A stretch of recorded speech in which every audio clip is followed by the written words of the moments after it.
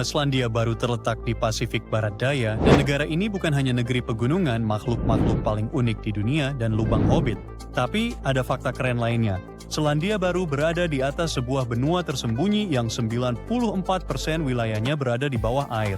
Benar sekali, hanya puncak dari daratan yang tenggelam, yang luasnya lebih dari setengah ukuran Australia. Dan dengan permukaan laut yang terus naik, satu pertanyaan terus saja, muncul ke permukaan. Apakah mungkin semua makhluk luar biasa ini suatu hari nanti akan membutuhkan pelajaran berenang? Zelandia adalah benua tenggelam yang membentang luas, dari Selandia Baru hingga Kaledonia Baru. Wilayah bawah laut ini memiliki pegunungan, lembah, dan kepribadian geologisnya sendiri.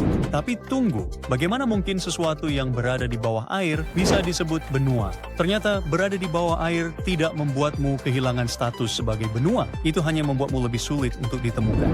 Kebanyakan orang menganggap benua sebagai daratan raksasa. Tapi ahli geologi tidak mendefinisikannya dari apa yang di atas air, melainkan dari komposisinya. Kamu lihat, sebagian besar kerak bumi adalah kerak samudra, tipis, padat, dan terbuat dari basal. Namun, benua berada di atas kerak benua yang lebih tebal, ringan, dan jauh lebih tua. Itulah yang terjadi pada Zelandia. Meskipun sebagian besar wilayahnya terendam, Zelandia terdiri dari jenis kerak yang sama seperti Australia atau Amerika Selatan. Ia memiliki pegunungan, cekungan sedimen, patahan. Ini bukan salahmu, dan bahkan fosil yang membuktikan bahwa dulu pernah ada hutan dan makhluk darat di sana. Zelandia berada di atas permukaan laut pada zaman dinosaurus, dan meskipun kita belum menemukan kerangka teropoda mirip raptor, tidak ada alasan untuk percaya bahwa kita tidak akan menemukannya. Jadi, bagaimana penemuan ini terjadi? Karena sebagian besar wilayah Zelandia berada sekitar setengah hingga 1,5 mil di bawah air, hal ini tidaklah mudah. Kita tidak bisa mengeringkan wilayah itu seperti bak mandi hanya untuk melihat-lihat, jadi jawabannya haruslah teknologi. Para ilmuwan menggunakan satelit untuk menghitung perubahan kecil pada gravitasi bumi guna menemukan apa yang tersembunyi di bawah ombak. Ya, fakta menarik, sekarang ada satelit yang bisa mengukur gravitasi. Sebagai contoh, misi GRACE milik NASA memiliki 2 satelit yang mendeteksi perubahan kecil pada gravitasi bumi. Misi ini mengukur jarak antara kedua satelit saat bergerak di atas berbagai objek. Para ilmuwan juga menggunakan sonar untuk memetakan gunung dan lembah bawah laut dalam bentuk 3 dimensi. Pengeboran laut dalam mengangkat batuan kuno, tanah, dan fosil darat dari bawah dasar laut. Bukti fisik ini bukan sekadar dasar laut. Ilmuwan tak harus memakai teknologi ini berurutan sesuai daftar periksa. Sebenarnya, butuh puluhan tahun data tumpang tindih dari darat, laut, dan luar angkasa untuk menghubungkan semua petunjuknya. Awal 2000-an, bukti yang terkumpul membuat beberapa ahli geologi mulai berbicara terbuka soal benua tersembunyi. Namun, baru pada 2017 Zelandia resmi diusulkan sebagai benua, berdasarkan kriteria geologi jelas. Dan pada tahun 2023, setelah puluhan tahun pemetaan dan penelitian, Zelandia menjadi benua pertama yang sepenuhnya dipetakan meskipun hampir seluruhnya berada di bawah air. Tapi, kenapa benua ini bisa tenggelam sejak awal? Dahulu kala, seluruh daratan di bumi tergabung dalam satu superbenua yang disebut Pangea. Sekitar 200 juta tahun yang lalu, saya belum lahir saat itu, superbenua ini mulai terpecah. Bagian utara menjadi Laurasia, yang mencakup wilayah yang sekarang dikenal sebagai Amerika Utara, Eropa, dan sebagian besar Asia. Bagian selatan menjadi Gondwana, yang terdiri dari Amerika Selatan, Afrika, Antartika, Australia, India, dan Zelandia saat ini. Sekitar 85 juta tahun yang lalu, Zelandia terpisah dari Gondwana. Dulu Zelandia terhubung dengan Australia dan Antartika. Tetapi ketika terpisah, keraknya menjadi terlalu tipis dan meregang secara signifikan. Hal ini membuatnya kurang kokoh dan lebih rentan untuk tenggelam. Kamu bisa membayangkannya seperti sepotong es yang mengapung lebih rendah di air setelah terlepas dari bongkahan yang lebih besar. Lama-kelamaan gaya tektonik pergerakan lempeng dan hilangnya penopang dalam menyebabkan sebagian besar wilayah tenggelam. Zelandia tenggelam bukan cuma karena lemah, tapi ditarik ke bawah pergeseran lempeng bumi. Wilayah ini akhirnya menetap lebih rendah di mantel karena kurang struktur untuk tetap di posisi tinggi. Kini hanya punggungan tertinggi seperti Selandia Baru yang masih di atas permukaan air. Cukup keren juga untuk dipikirkan. Jika Zelandia tidak pernah tenggelam, Wellington akan berada di ketinggian hingga 9.800 kaki.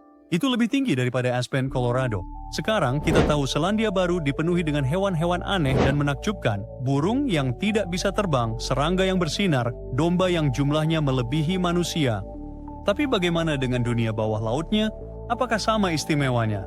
Sebenarnya iya, dan sejujurnya mungkin bahkan lebih keren. Tepi Zealandia yang tenggelam menjadi rumah bagi kehidupan laut yang sama unik dan terisolasinya seperti satwa liar di darat. Kita bicara tentang ribuan spesies yang berevolusi hampir sepenuhnya tersembunyi di atas landas benua yang terendam. Bayangkan saja sebagai laboratorium bawah laut rahasia milik bumi. Semua ini berkat suhu yang beragam dan lebih dari 50 habitat berbeda hanya di wilayah pesisir saja. Ambil contoh ikan misalnya. Beberapa memang lezat, tapi sekitar 300 spesies yang ditemukan di perairan ini bersifat endemik. Artinya jika kamu tidak tinggal di dekat Selandia Baru, kamu tidak akan pernah melihat mereka. Ikan kecil yang lucu ini disebut Southern Lemon Sole, dan ia menonjol dengan tubuhnya yang asimetris mirip panekuk serta kebiasaan aneh mengubur dirinya hampir sepenuhnya di pasir, hanya menyisakan matanya yang mencuat keluar, dan semakin dalam kamu menyelam, semakin aneh pula makhluk yang kamu temui. Lereng dan ngarai bawah laut Zealandia memiliki makhluk-makhluk yang terasa seperti diciptakan saat terjadi pemadaman listrik di laboratorium evolusi. Favorit saya adalah spons carnivora. Ya, spons yang memakan daging. Ada juga sea daisy, makhluk kecil berbentuk pipih dan bulat yang tampaknya tidak cocok dimasukkan ke dalam keluarga hewan manapun secara spesifik. Para ilmuwan telah menemukan hewan-hewan kecil unik ini menempel pada kayu yang tenggelam lebih dari setengah mil di bawah permukaan laut. Mereka begitu tidak biasa sehingga para peneliti hampir saja membuat kategori terpisah hanya untuk mereka di pohon keluarga Echinodermata yang juga mencakup kehidupan laut lain seperti bintang laut dan bulu babi. Lalu ada juga Scampi Selandia Baru, sejenis krustasea mirip lobster yang hidup di liang berlumpur di dasar laut. Makhluk ini memakan gumpalan seperti agar-agar, hiu hantu, dan hampir apa saja yang lewat di sekitarnya. Bahkan rumput laut di sana juga unik meskipun tidak sekeren spons pemangsa. Oh, ngomong-ngomong, fakta menarik tentang wilayah di dekat Selandia Baru adalah mereka menyembunyikan gunung berapi bawah laut yang masih aktif. Yang paling terkenal disebut Brothers Sea Mount. Letaknya sekitar 210 mil timur laut Selandia Baru. Ini adalah gunung berapi bawah laut raksasa dengan kawah di puncaknya, yang terus-menerus mengeluarkan panas dan bahan kimia. Yang membuatnya menarik adalah ventilasi ini, yang disebut black smokers, mendukung ekosistem yang tidak bergantung pada sinar matahari. Sebaliknya, bakteri menggunakan bahan kimia seperti belerang untuk menghasilkan energi, sebuah proses yang disebut kemosintesis. Bakteri-bakteri ini membentuk dasar rantai makanan yang mencakup spesies seperti cacing tabung dan udang laut dalam, yang beradaptasi untuk bertahan hidup dalam panas ekstrim, tekanan tinggi, dan kegelapan total. Itu tidak biasa untuk sebagian besar kehidupan laut yang bergantung pada fotosintesis dan kondisi yang stabil. Brothers Sea Mount juga kaya akan logam seperti tembaga dan seng, sehingga sangat bernilai secara ilmiah dan berpotensi menarik secara komersial. Jadi sudah jelas bahwa Zealandia sangat penting bagi para ilmuwan. Wilayah ini menawarkan jendela unik ke dalam sejarah geologi dan biologi bumi. Tempat ini seperti mesin waktu dan laboratorium alami yang membantu para ilmuwan menyusun sejarah bumi. Jadi pada akhirnya, mungkinkah Selandia Baru akan tenggelam karena permukaan air laut yang secara alami naik setiap abadnya? Jika Anda membayangkan Selandia Baru perlahan-lahan menghilang di bawah ombak seperti mitos Atlantis di dunia nyata, jangan lakukan itu. Bahkan dengan kenaikan permukaan laut, kemungkinan tenggelam sepenuhnya seperti itu sangat kecil, bahkan dalam skenario terburuk sekalipun. Titik tertinggi di Selandia Baru, Gunung Aoraki, berada lebih dari 12.000 kaki di atas permukaan laut. Agar lautan bisa menutupi itu, permukaan air harus naik lebih dari 2 mil, dan kecuali bumi tiba-tiba berubah menjadi balon air, hal itu tidak akan terjadi. Oke, tapi bagaimana dengan tenggelam? Apakah Selandia Baru bisa tenggelam seperti Zealandia? Zealandia tenggelam karena keraknya tipis dan memanjang. Kerak itu tidak cukup kuat untuk tetap bertahan di atas. Tapi Selandia Baru, ia berdiri di atas tulang punggung benua yang kokoh dan terangkat. Bahkan, berkat tabrakan lempeng tektonik, sebagian wilayahnya justru naik setiap tahun dan bukan hanya naik tapi juga sering bergetar. Zealandia memiliki batas lempeng tektonik yang aktif, itulah sebabnya wilayah ini sering mengalami gempa bumi dan peristiwa vulkanik. Jadi meskipun hampir seluruh Zealandia berada di bawah air, Selandia Baru tetap bertahan di permukaan secara harfiah Dengan kata lain, burung kiwi tidak akan perlu belajar berenang dalam waktu dekat. Sekarang, sejarah mengajarkan kita bahwa superbenua pernah ada sangat lama yang lalu, sekitar 300 hingga 273 juta tahun yang lalu. Pada saat itu, semua benua di bumi berteman akrab dan berkumpul bersama. Mereka membentuk kelompok luar biasa yang disebut Pangea, atau Pangea jika kamu ingin terdengar keren. Nama itu berasal dari kata Yunani yang berarti seluruh bumi. Pangea juga memiliki tetangga perairan yang sangat besar bernama Panthalassa. Jadi seluruh dunia kita dulunya adalah sebidang tanah raksasa yang dikelilingi oleh lautan yang juga sangat luas. Superbenua itu tampak seperti lautan raksasa yang membentang dari ujung atas hingga bawah planet kita.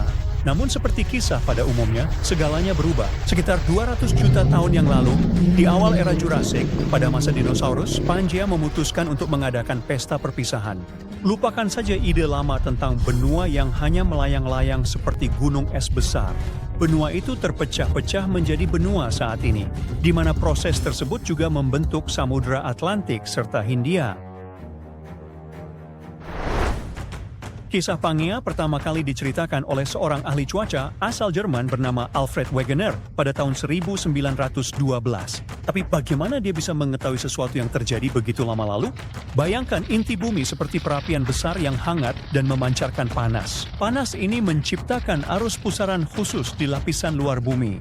Kita bisa menganggapnya sebagai kerak bumi yang tampak seperti sebuah teka-teki besar dengan banyak potongan puzzle. Arus panas ini membuat potongan-potongan puzzle tersebut, yang disebut lempeng kerak, bergerak ke sana kemari. Kadang-kadang mereka saling menjauh, kadang-kadang saling bertabrakan, dan kadang-kadang saling bergesekan. Ini seperti pesta dansa luar biasa yang berlangsung di bawah kaki kita.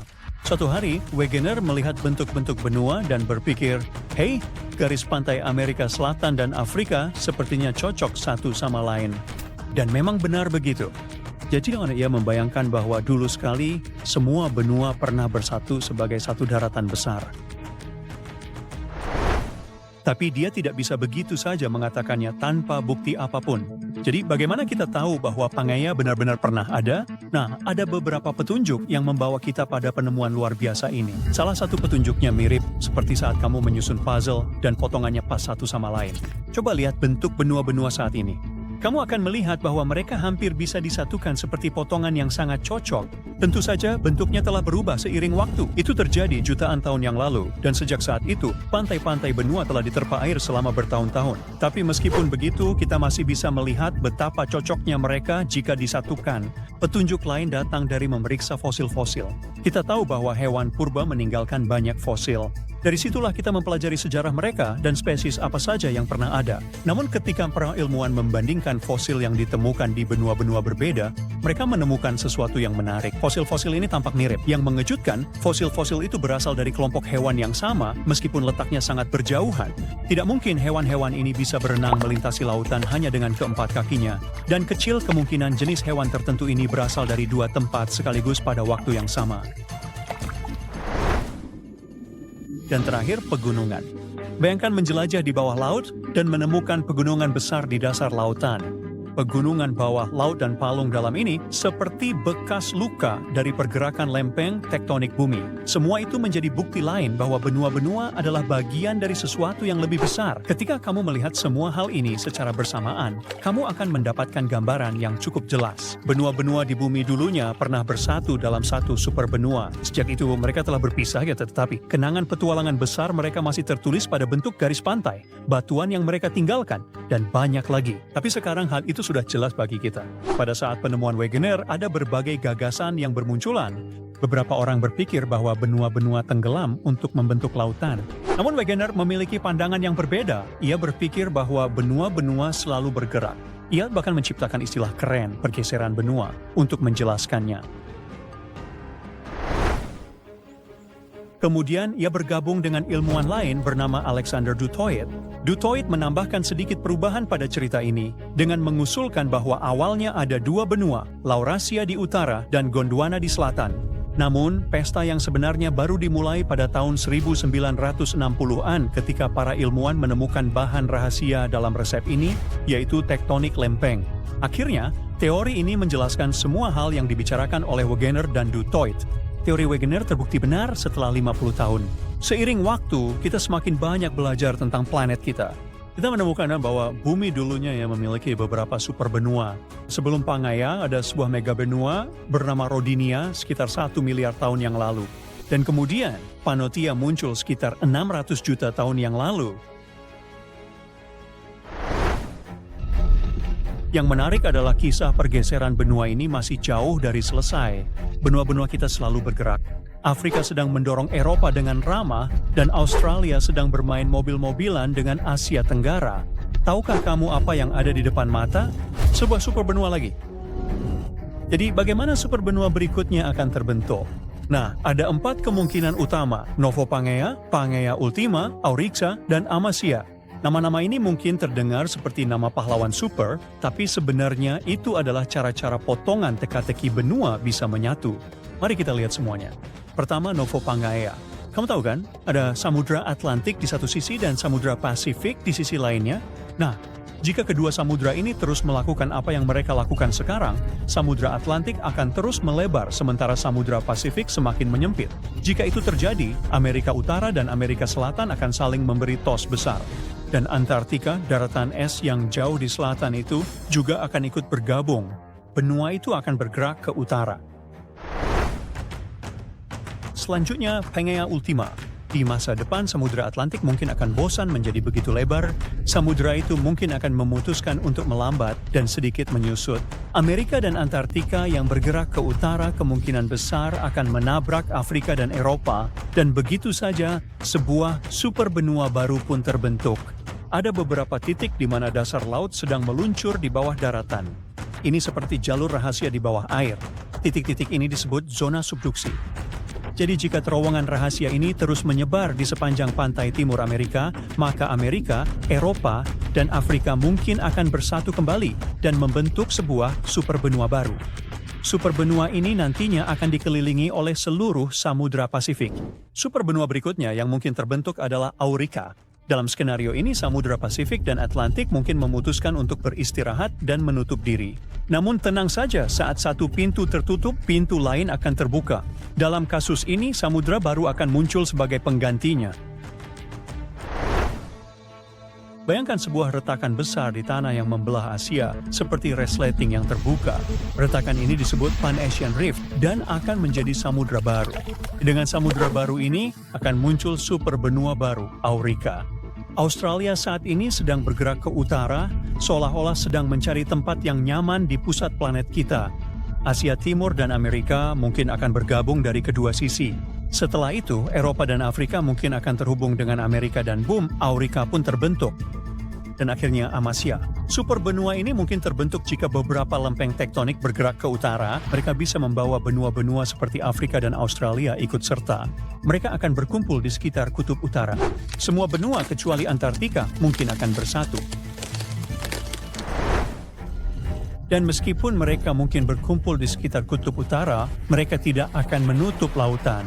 Samudra Atlantik dan Pasifik masih akan tetap terbuka. Bagaimana reuni besar ini terjadi tergantung pada pergerakan tektonik bumi. Sejauh ini, kita percaya bahwa skenario Novo Pangaea adalah yang paling mungkin terjadi. Ini juga tergantung pada apa yang sebenarnya terjadi pada Pangaea setelah ia terpecah. Dan ketika superbenua baru muncul, apa yang akan terjadi dengan cuacanya? Bagaimana perilaku lautan nantinya? Lalu bagaimana dengan hewan dan tumbuhan? Semua pertanyaan ini membangkitkan rasa ingin tahu kita. Siapa yang tahu? Kelak, keturunan kita akan melihat peta dunia dan menyaksikan perjalanan ini kembali ke awal. Jadi, tetaplah penasaran dan nantikan 100 juta tahun ke depan. Kamu tahu berapa jumlah benua di bumi? Itu mudah, 7. Tapi tunggu dulu, bukankah Eropa dan Asia adalah satu benua besar Eurasia? Kelihatannya begitu ketika melihat peta dunia. Nah, para ilmuwan berpikir secara berbeda. Mereka tidak hanya melihat daratan yang mencuat dari laut. Para ahli geologi mempelajari jenis-jenis batuan yang membentuk benua. Ketika melihat dunia dari sudut pandang mereka, jumlah benua sebenarnya bertambah. Ya, itu bukan mitos. Benua yang hilang itu ada, atau setidaknya dulu pernah ada. Mereka bersembunyi di bawah daratan lain. Cilukba, para peneliti baru-baru ini menemukan satu benua yang seperti itu. Namanya Greater Adria. Kedengarannya tidak asing. Ya, ini ada hubungannya dengan Laut Adriatik. Benua yang hilang ini terkubur sepenuhnya di bawah Eropa. Benua ini bertabrakan dengan Eropa dan mulai tenggelam di bawahnya sejak dahulu kala. Saat ini benua ini berada di bawah Italia, Yunani, dan Baltik. Ukuran dan bahkan bentuknya sama dengan Greenland, pulau terbesar di dunia. Tapi bagaimana para ahli ilmu kebumian menemukan Greater Adria? Benua ini tidak lagi terlihat, tapi meninggalkan beberapa petunjuk. Sebagian darinya tertanam di pegunungan Alpen. Bagian lainnya menyatu ke dalam wilayah yang sekarang dikenal sebagai Italia dan Kroasia di seberang Laut Adriatik. Batuan kapur dari benua ini mulai berubah setelah berada di bawah daratan Eropa. Panas dan tekanan yang luar biasa yang menyebar selama puluhan juta tahun mengubah strukturnya. Dari batu kapur terbentuklah marmer. Semua kuil Yunani dan Romawi yang kamu kagumi saat liburan musim panas dibangun menggunakan marmer ini. Ini semacam hadiah perpisahan dari benua yang telah lama hilang. Greater Adria bersembunyi dengan baik selama ribuan tahun, tapi benua-benua lain yang hilang bersembunyi di depan mata. Pernahkah kamu mendengar tentang benua ke-8 bumi? Zealandia? Mungkin belum, karena letaknya di bawah permukaan Samudra Pasifik. 95% wilayah Zealandia sekarang berada di bawah air. Bisakah kamu menebak di mana tepatnya? Namanya jadi petunjuk yang bagus, di bawah Selandia Baru. Jika membuka Google Maps, kamu bisa melihat garis luarnya. Carilah warna biru yang lebih terang di lautan. Itu membentang dari Kaledonia Baru ke Selandia Baru. Tonjolan di dasar samudra ini dulunya berada di atas permukaan laut. Luasnya sekitar 2/3 Australia dan lebih dari 2 kali luas daratan Greater Adria. Kita bisa melihat Zealandia hari ini karena ia belum tenggelam terlalu dalam. Dan itulah cara terbaik untuk menemukan benua-benua lain yang hilang. Bayangkan bumi tanpa lautan, dasar laut tidak datar, ada gunung dan parit. Gunung Everest bisa muat di dalam palung terdalam. Dan masih ada 2133 meter di antara gunung itu dan permukaan laut. Palung ini menjadi sangat dalam karena proses geologi yang disebut subduksi. Lempeng Pasifik masuk ke bawah lempeng Filipina. Kerak bumi terbuat dari lempeng-lempeng yang mengapung di lautan batuan cair. Kemudian mereka saling bertabrakan. Yang satu turun, sementara yang lain naik. Itulah bagaimana Greater Adria berakhir di bawah benua Eropa. Planet kita terus bergerak. Kita tidak menyadari proses ini karena terjadi jauh di bawah kaki kita. 120 juta tahun yang lalu, Australia dan Antartika adalah satu daratan yang menyatu. Ya, tempat terdingin dan salah satu tempat terpanas di bumi dulunya adalah satu wilayah yang sama. Antartika mengucapkan selamat tinggal pada Australia, tapi tidak pergi dengan tangan hampa.